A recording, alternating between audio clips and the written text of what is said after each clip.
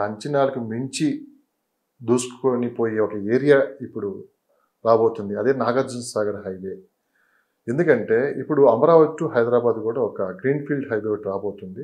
So అది కూడా 4th సిటీని కనెక్ట్ చేస్తూ ఒక ప్లాన్ అయితే తీసుకున్నారని చెప్పి అనిపిస్తుంది. దాంతోపాటు ఇటు 4th సిటీ పక్కనే ఉంది. అవును, అటు విజయవాడ హైవేకి ఇటు మధ్యలో ఉంది. సో ఇన్ ఫ్యూచర్ మొత్తం అటే కనపడుతుంది. ఈ ముంబై హైవే, బెంగళూరు హైవే, శ్రీశైలం ఏ విధంగా ఏర్పడిందో అంత మించి ఈ లొకేషన్ అనేది డెవలప్ అవబోతుంది. అప్ టు మాల్ వరకు ఇదంతా జరగబోతుంది అని చెప్పి వినిపిస్తున్న మాట. ఈ మధ్యకాలంలో కూడా రేసెస్ ఎక్కువ జరుగుతుంది. అక్కడ డెవలపర్స్ కూడా చాలామంది ఆ ఏరియాలలో ల్యాండ్ కొనడానికి ఎక్కువ మంది ముందుకు వస్తున్నారు. ఎందుకంటే ఇప్పుడు ఎకరం వచ్చేసి 50-60 లక్షల్లో కూడా దొరుకుతుంది సాగర్ హైవేలో అని చెప్పి వినిపిస్తున్నమాట మేడం.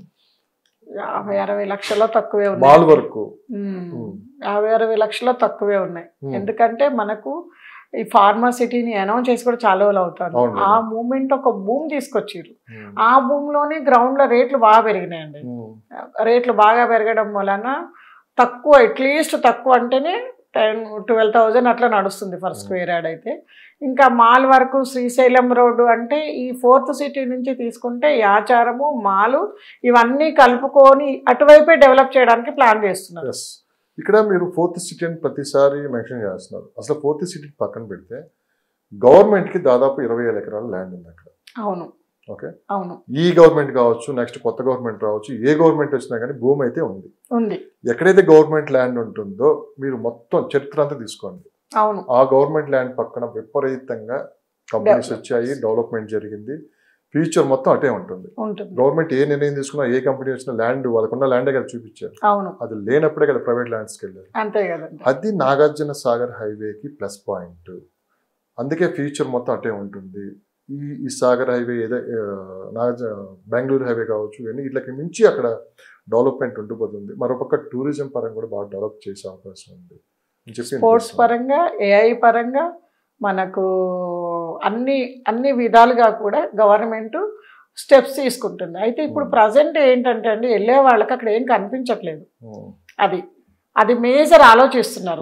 ఎందుకంటే నేను సైట్ విజిట్ ట్రిప్స్ పెట్టాను, వస్తే లోపలికి కనిపిస్తున్నాయి, ఏం కనిపిస్తలేదు. కానీ ఏం కనిపించదు, కానీ గ్రోత్ అవ్వడానికి స్కోప్ ఉన్న ఏరియాలు.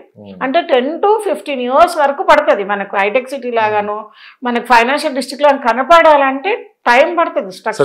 ఇక్కడికే పాయింట్ వస్తున్నా. సరిగ్గా 15 సంవత్సరాల క్రితం ఇప్పుడు డెవలపర్స్ కావచ్చు, బిల్డర్స్ కావచ్చు, అప్పుడు ఎప్పుడో కొనుక్కున్నారు ల్యాండ్స్ ఇవన్నీ. అవును, చుట్టుపక్కల ఎకరం ఎంత ఉండేది మేడం అప్పుడు?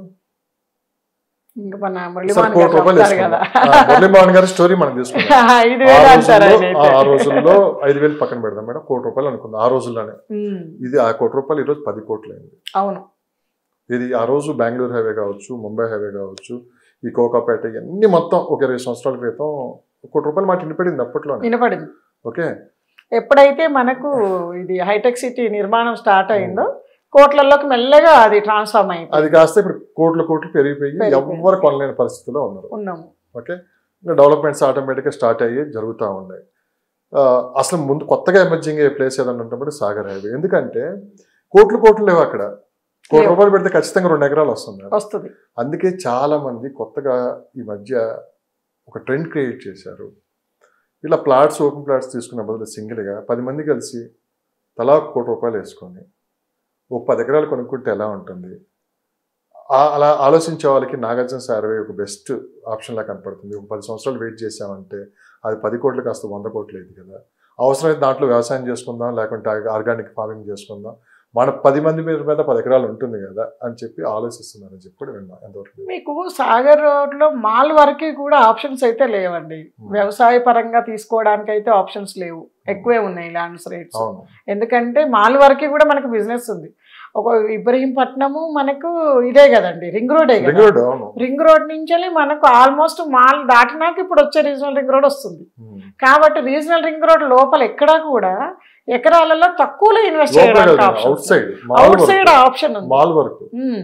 ఇప్పుడు ఇటు కోకాపేట, గచ్చిబౌలి, లేకుంటే ఇప్పుడు ఇట్లా ఎట్లా పెరిగాయి రేట్లు, ఇంకో 10 సంవత్సరాల పోతే రేట్లు అవి కూడా అలానే పెరుగుతాయి. ఎందుకంటే ఇవన్నీ స్ట్రక్చరల్ ప్లాన్ చేస్తున్నారు కదా. స్కై సిటీస్ అని, డెవలప్మెంట్స్ అని హ్యూజ్ లెవెల్లో వస్తున్నాయి. కంపెనీస్, ఎంప్లాయ్మెంట్ అంతా వస్తుంది. కాబట్టి ఖచ్చితంగా కూడా ఆప్షన్స్ ఉంటాయి. ఎవరో ఒకరు ఈ 10 మందిలో దాని మీద అవగాహన ఉన్న వాళ్ళై ఉండాలి. Yes madam. ఇది లేకపోతే ఇబ్బంది పడతారు లోకల్ వాళ్ళు. అప్పుడు అందరు ఎక్కడైతే భూమి ఉందో అండి, మాఫియా లాంటిది కూడా అక్కడే ఉంటుంది, అక్కడే ఉంటుంది. వీళ్ళు అసలు ఎవరు కొన్నారు, దేనికి సంబంధం ఉంది, ఇది కబ్జా చేస్తే ఎవరు వస్తారు, వీళ్ళకి ఎంతవరకు పవర్ ఉంది, పొటెన్షియల్ ఉంది. ఎందుకంటే మెయిన్ కబ్జాలతోటే ప్రాబ్లం అండి. ల్యాండ్స్ ఎవరి పేరు మీద ఉంది రిజిస్ట్రేషన్ అని కూడా కాదు. మన కేసీఆర్ గారు ఎందుకు గవర్నమెంట్ ల్యాండ్లు అన్ని బందోబస్తు చేస్తున్నారంటే ఎవరు కబ్జా చేస్తారు అని అన్నట్టుగా. అట్లనే ఇప్పుడు ఆ ఏరియాలో అది ఉంది కాబట్టి మన పొటెన్షియల్ కూడా చూసుకోవాలి. మనం ఎవరు ఉన్నామో, ఎవరికి అవేర్నెస్ ఉంది, ఎవరికి లోకల్లో పరిచయాలు ఉన్నాయి, లేకపోతే ఏదో ఒక పరంగా మనం దీన్ని కాపాడుకోగలుగుతాం అనేది కూడా ఉండాలి. ఎందుకంటే వ్యవసాయం సంబంధించిన వాటిలలో ప్రహరీలు కట్టి సెట్ చేసుకోవడానికి ఉండదు. అందరికీ దారులు, పొలాలకు నీళ్ళు ఇవన్నీ వదలాల్సి వస్తుంటుంది. కాబట్టి ఈ కేర్ కొంచెం తీసుకోగలిగి ఎవరో ఒకరు దాని మీద అవగాహన ఉండి దాని మీద కొంచెం రీసెర్చ్ చేసుకోగలిగి ఉంటే మాత్రం మీరు అన్నట్టుగా 100 కోట్లు సంపాదించుకోవడానికి అయితే ఆప్షన్స్ ఉన్నాయి. మంచిది మేడం. లాస్ట్ చివరి ప్రశ్న, ప్రస్తుత పరిస్థితుల్లో రియల్ ఎస్టేట్ ఇన్వెస్ట్ చేసిన వాళ్ళు హ్యాపీగా ఉన్నారా, గుండె మీద చేసుకొని నిద్రపోతున్నారా? అంటే ఎవరైతే ఇన్వెస్ట్ చేశారండి, ఇందాక మీరు అన్నారు కదా, దాన్ని వెరిఫికేషన్ చేసుకుంటూ ఉండండి. ఎందుకంటే అప్పుడు అమ్మిన వాళ్ళలో ఎవరు మెయింటెనెన్స్లు, సెక్యూరిటీలు చాలా తక్కువ కంపెనీసే వీటిని ప్రొవైడ్ చేశాయి. చాలా వరకు కంపెనీస్ లేవు, ఇప్పుడు లేవు. లోకల్లో ఉన్న వాళ్ళకి అది ఏ కంపెనీ అసలు ఉందా లేదా ఏంటని తెలిసి, మొన్న మాకు తెలిసి ఒక ఊరి వాళ్ళు, ఒక సర్పంచ్ వేరే అతను వచ్చాడు. ఆ ఊరి దాంట్లోనే గ్రామ పంచాయతీలో ఒక లేఅవుట్ ఉంది. ఆ లేఅవుట్ మొత్తం తాళాలు వేసేసి మీరందరూ ప్రతి ప్లాట్కి ఇంత నాకు ఇస్తే కానీ నేను మీకు లోపలికి వెళ్ళడానికి దారి ఇవ్వను అన్న ఒక మా ఫ్రెండ్ చెప్పుకుంటే మేము వెళ్ళి చూసాం కూడా. అది ఆ సిచ్యువేషన్. అంటే ఎవరు మారినా కూడా వీళ్ళందరూ కలిపి ఇవ్వాలంట. ఎందుకంటే వెంచరు ఓనర్స్ లేరు, వేసిన వాళ్ళు ఇప్పుడు లేరు. కాబట్టి ఇటువంటి ఇబ్బందులు ఉన్నాయి. కాబట్టి ఆ ప్రాపర్టీ అనేది ఇప్పుడు మనం ఇందాక కబ్జాలు అనుకున్నాం కదా, దాన్ని కాపాడుకోవడం అనేది చాలా ఇంపార్టెంట్. వెళ్ళి ప్లాట్లే కదా, ఓపెన్ ప్లాట్సే కాబట్టి మీకు కాంపౌండ్ వాళ్ళు కట్టుకోవచ్చు, గేట్స్ ఎక్కించుకోవచ్చు. ఈ సెక్యూరిటీ మాత్రం 100% ఎవరైతే చూసుకుంటున్నారో